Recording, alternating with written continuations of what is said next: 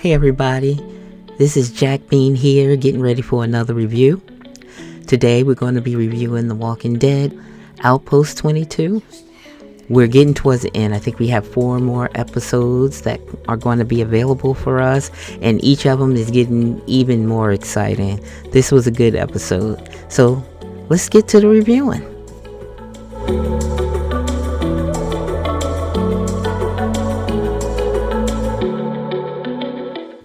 We start off this episode, with Judith. She speaks a little bit before every episode, and she's just saying that all she's ever known is the fight, that they've always had to fight, and that there needs to be, she want to believe that there's hope, and can there be hope? And it pretty much stops there. But I wanted to talk about that a little bit, because within this space, they started showing a lot of Rick and those guys as a family getting out there and fighting all the time just to keep themselves safe. Even in that, they tried to find hope that there's, a good world, or they're going to be able to make it a good world. So you have to know that this episode is going to be a lot about what they're going to need to do in order to get their freedom and the right to be able to live. So the episode starts with a truck riding down the road, and you see this person. It happens to be Maggie. She takes off that hood that they have over their heads, and she can look over and see that the Commonwealth guard had fallen asleep.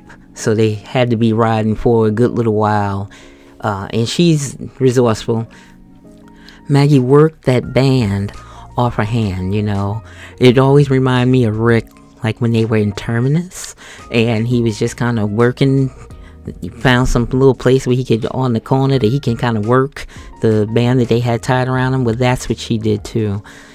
And at the same time she was working that band off her hands, she was recollecting what happened. So you see the sequence where she was being captured and they were pulling somebody away. So you have to know that that was Herschel, and that was what happened to her. She got herself loose, and she went over and pulled the cover from off of Ezekiel's head, and she got him out of there. And also Rosita, they were still a little groggy. We saw that they gave a shot to Ezekiel in the bus, so they probably gave those 3 guys that same kind of shot.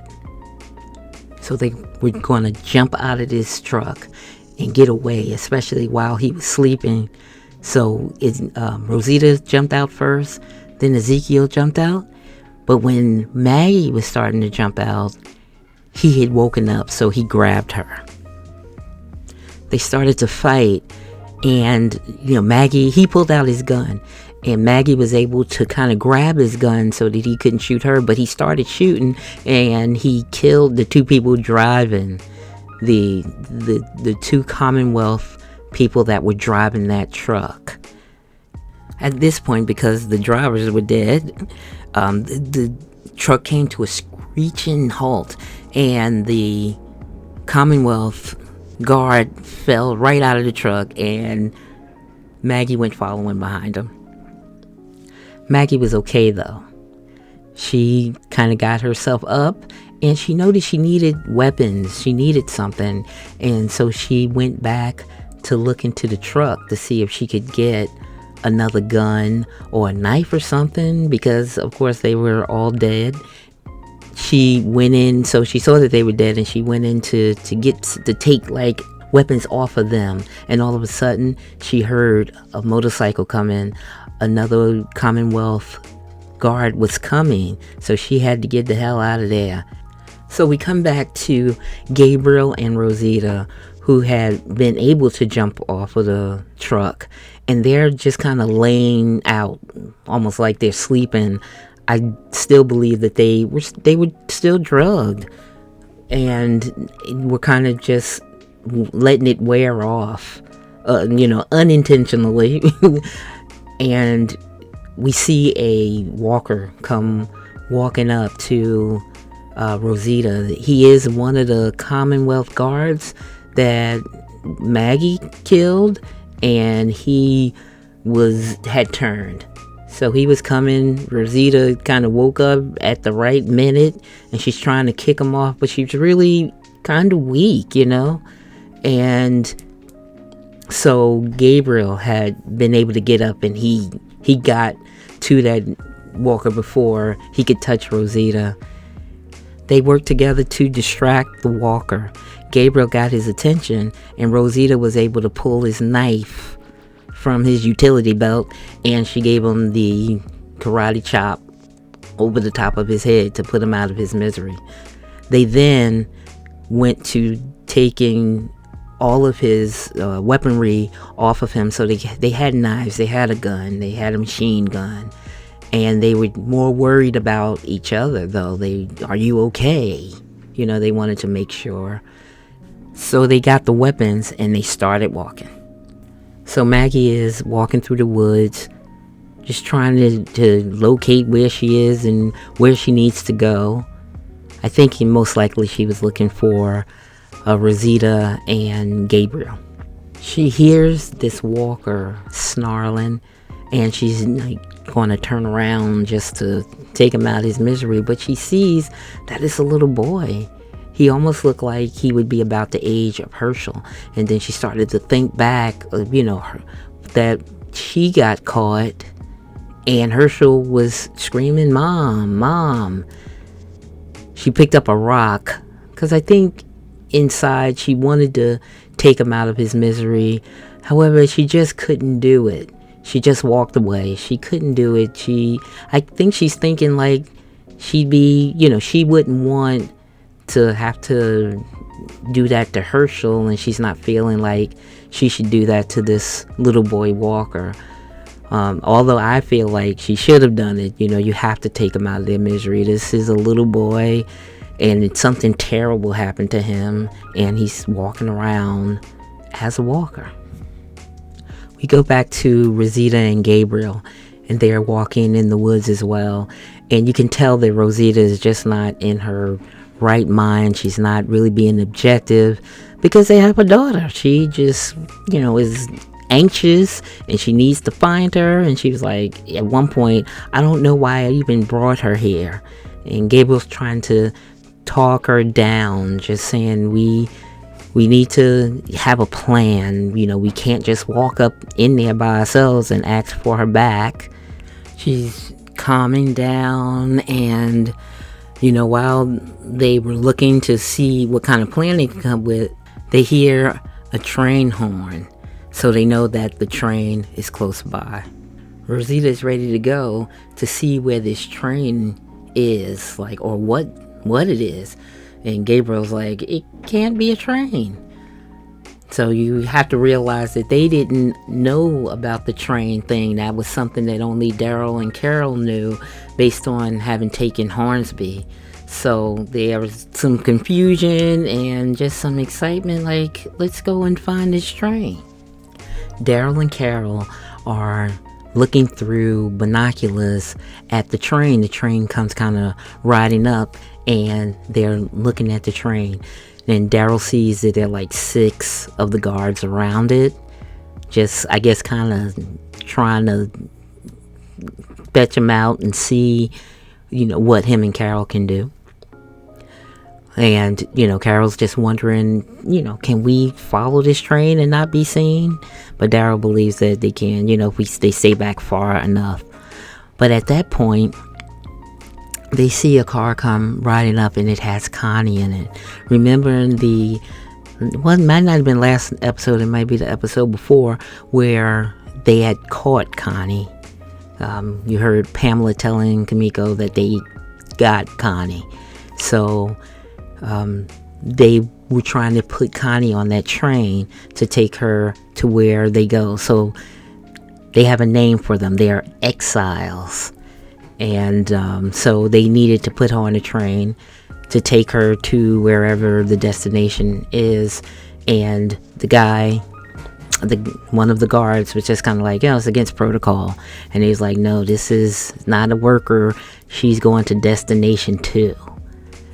And, Carol, who has one of the walkie-talkies that she took off, one of the guards that she killed, she was like, what is Destination 2?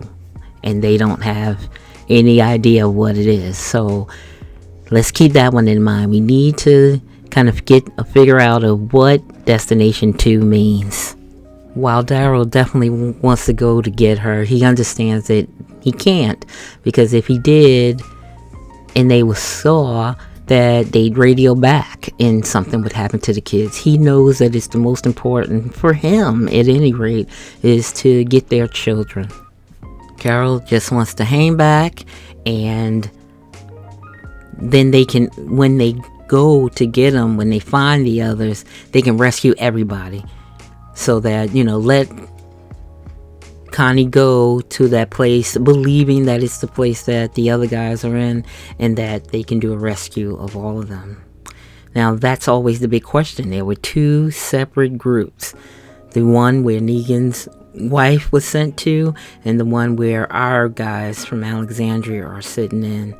So it's going to be interesting to figure out what's the difference between the two groups of people. The train starts to move on, and Daryl and Carol are in the Jeep, and they're riding behind it. So not so that they can see them, but a little bit back. Daryl's losing patience with being behind it, and so Carol told him, just go up and go around it. So let's go around it, and then we'll be sitting in place when it gets to us. So they've kind of parked themselves, waiting for the train to come to like one of those junction turns where they have the splitters. And Carol felt like, we'll wait right here for them to come. And Daryl's like, I don't know if I can do that. And he went to go and get back into the truck. He had his arrow. He was getting ready to leave. And Carol was like, when I saw Connie get in that train, I kind of felt like what happened when back at the cave. And she wanted Daryl to just remember what Kelly said. And Kelly's like, we can't help her if we're dead. And she's kind of feeling like if we go half-cocked out trying to do something to protect Connie, that we might be putting ourselves in more harm, more danger. The way we made the mistake at the cave, we could just do that again. And Daryl was just like, he kind of calmed himself. He knew it was the right thing to wait, and so that's what they're going to do. So now we see Maggie walking down the railroad tracks.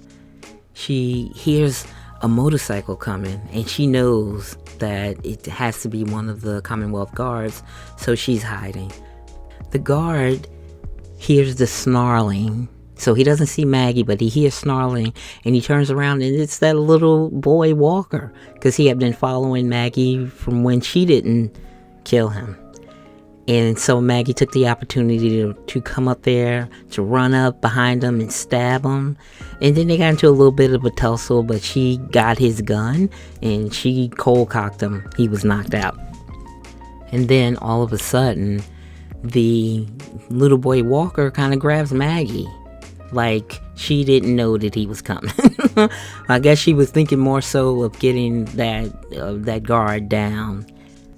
But he grabbed onto her, she grabbed onto him, and she literally turned him around almost to cuddle him in her arms, just to hold his arm so that he couldn't move his head far enough to bite her, and he couldn't move. But you could tell she was just really struggling. I think she was thinking about Herschel. She had her own little boy. She didn't really want to do anything to him. But she really came to a conclusion. I think the better side of her did come to that conclusion. And she put him out of his misery. She stabbed him in the back of his head.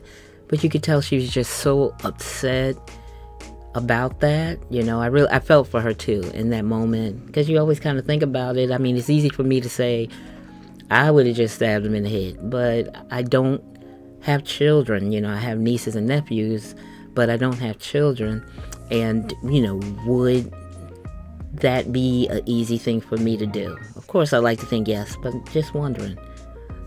She's sitting there with the dead kid now, or the dead Walker kid now, and, you can just tell her head is elsewhere, and the Jeep rides up, and it's Daryl and Carol. Thank God that it wasn't, one of the Commonwealth guards, because Maggie head was not in the game at that point.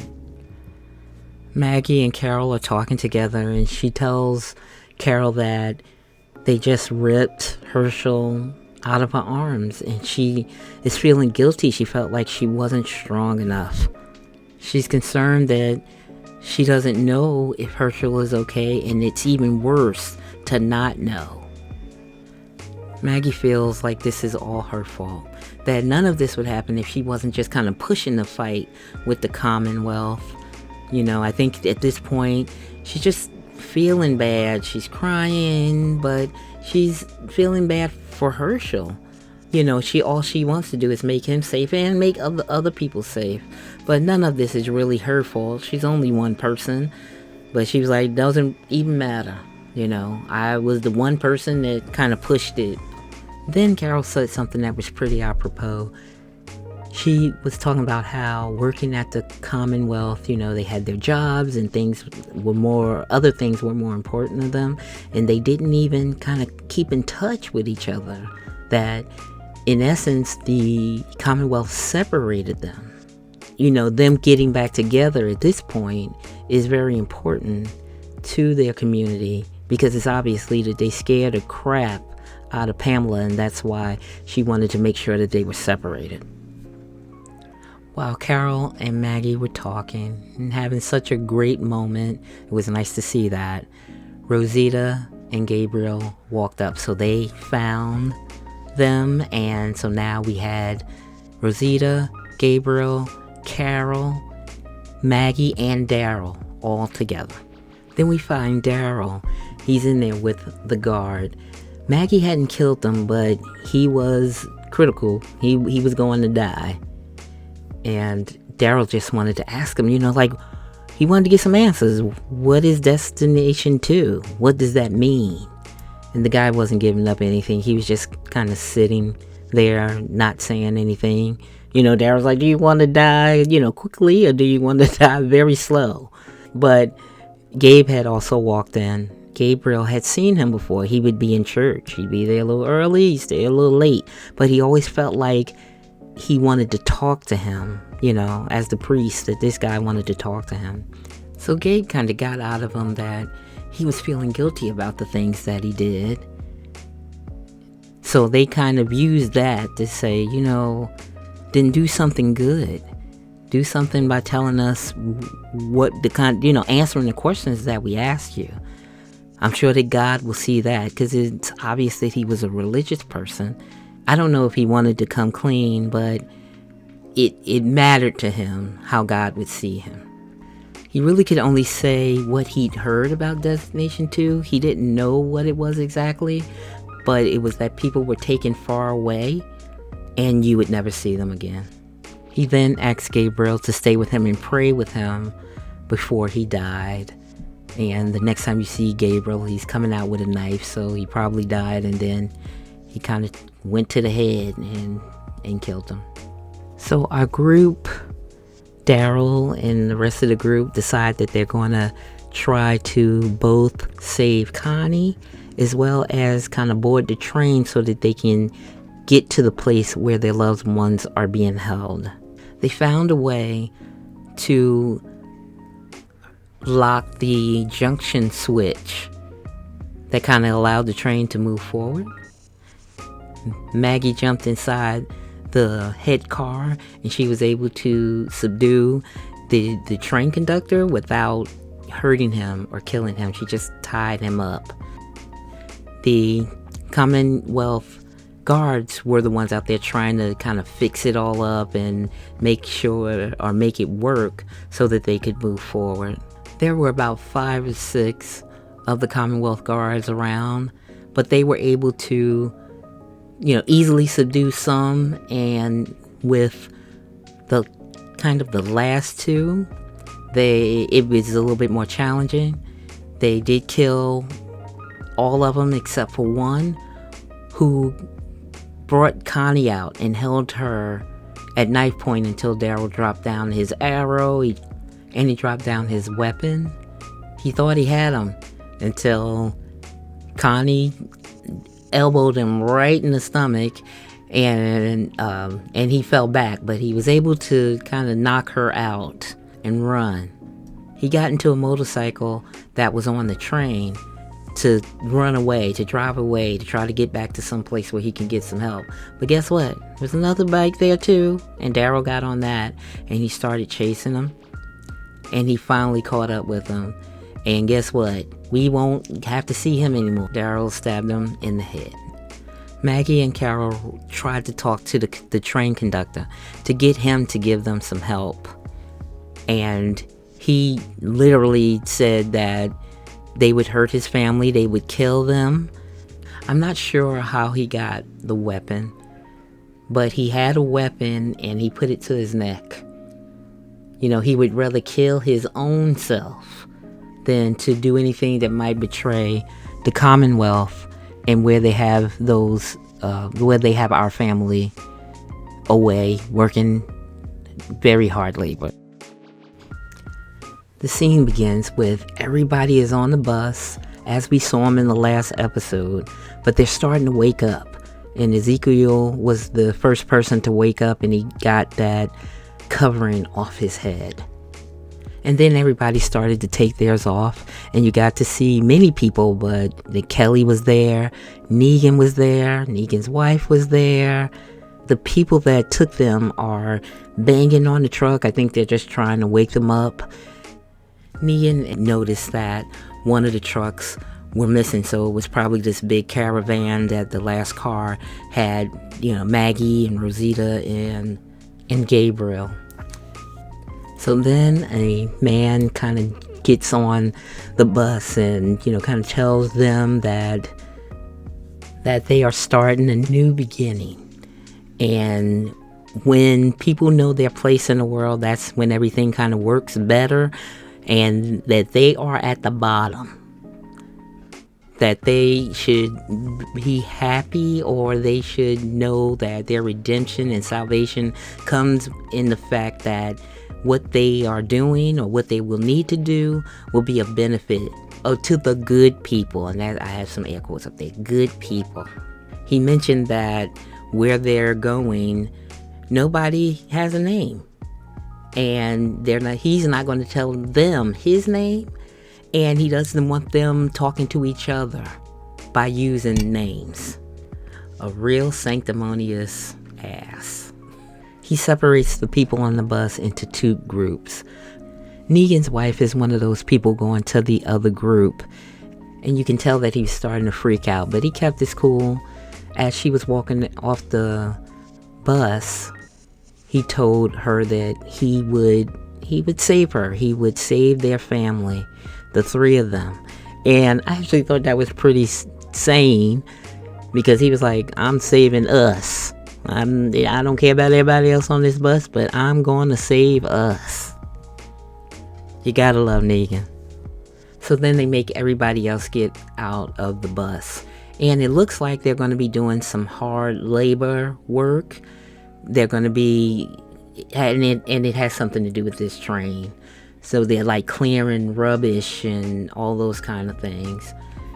And he has the nerve to tell them that, this is going to be hard work, and maybe we're not at the Commonwealth, but you're better off here doing what I say, being a slave, than to be out in the wilderness.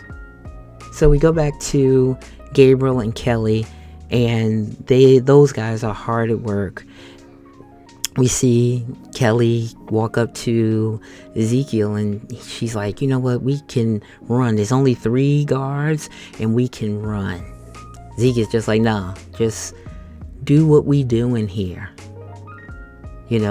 Just do it. Don't go running or anything. And we saw 3 people that found a way. They were looking, nobody was looking. They went and they started running. I don't even think they got 50 feet before they were shot down. And so Ezekiel's like looking at Kelly like, just keep doing this. We'll find a way, but it's not going to be like this. So they're going to stop and let Ezekiel and the group eat some food, and the food just looks so gross. You always hear people say, gruel. That totally looked like gruel, if that's what gruel is supposed to look like.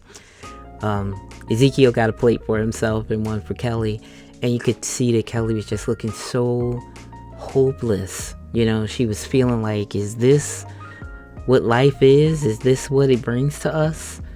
So Zeke gave Kelly her plate, and then he went and sat someplace else.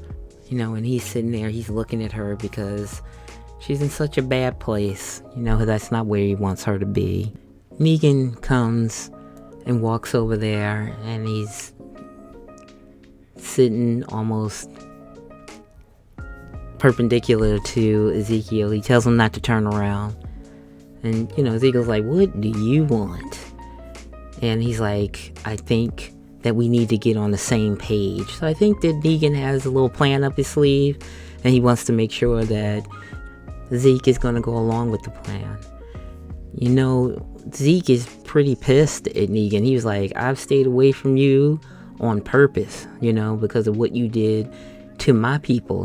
Many of the kingdom were slaughtered by the things that happened with Negan, and he's kind of not forgotten that, and I guess in his own way he's not forgiven it. Well, Negan understands that, and he knows that maybe he deserves what he's getting, but he has a family out there. He's gonna have a kid. He wants to do what he can do to protect his family. Earlier, he went to one of the guards just to ask about her, and he punched him in the face and said, you just do work. You eat, sleep, and do work. Don't ask me no questions. So it looks like Negan wants to get people to uprise. Zeke was like, yeah, you think we're going to be able to do that? And he says, not when it's based on fear, but when it's based on hope, you can get people to do an uprising. And, Negan knows that Zeke is a leader of people and that he can inspire them, and he can inspire them with hope. Ezekiel was okay with that plan for now, he said, because he just wanted to make sure it wasn't no BS, because otherwise he'd be out. And then it started to get dark, so it was dark, and they stopped everybody and said, it's time to go home, it's time to quit work. Everybody kind of piled up inside the bus, and they started driving on. And you could see it was just showing the bus driving and moving, and all of a sudden folks started to look up in surprise, what is this place that they took them to? I guess we'll find that out too. So Daryl and the team are in a little shelter, just trying to keep themselves warm with a fire. And Rosita kind of gets on that Commonwealth walkie-talkie to try to see if she can get some help, get someone to come out there, or get them to tell her where she needs to go. So maybe this is a way of finding out where their folks are. So the person on the other side of the walkie-talkie is like, you know what, we'll help you. We'll get you home. And they asked if she had a compass. So they're starting to give her the directions on where to go to get herself back home. And guess what? The place that they were going to was Alexandria. The Commonwealth had commandeered Alexandria as an outpost. And, so that makes you know that what they had talked about with Carol wasn't even the truth. They were never going to give them back their home. They were supposed to be giving them things to go back and rebuild Alexandria, and they had already made Alexandria an outpost for where the hard labor workers have to stay, have to live. Well, Maggie was ready after that. She's like, these folks have underestimated us from the beginning. And guess what? We're going to go back and we're going to get our home. We're going to get our people and our children. And we're going to make this thing right. And it was a nice pause, and she said, and Pamela is never going to see it coming. So, that gave me a lot of the kind of the Rick vibe when they were in Terminus and they kind of met up with each other inside that truck. And Rick's thing was they're gonna find out that they're fucking with the wrong people. It gave you that vibe. The Rick Terminus vibe. And that is the way the episode ended. So this was a great episode.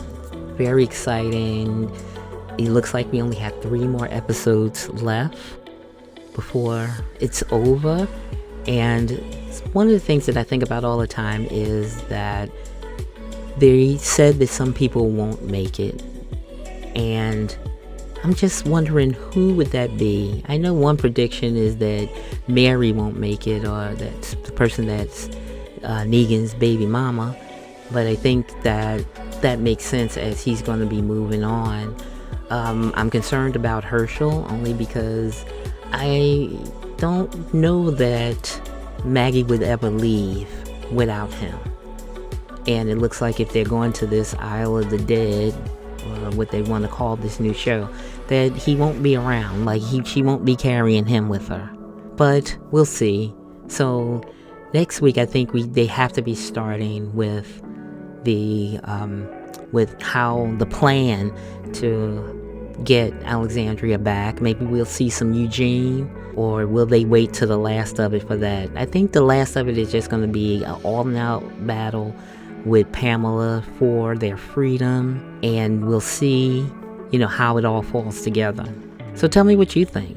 What would you say? What are your predictions for who may die off the show before it ends? Please comment down below. And if you are enjoying the videos, please like and subscribe and get notifications to know when I upload a video. I am going to be doing many more videos. I know that the Walking Dead will be ending, but I want to go back and look at some of the old, linking what we see now based on what we saw in the past. So until then, I'll see you next time.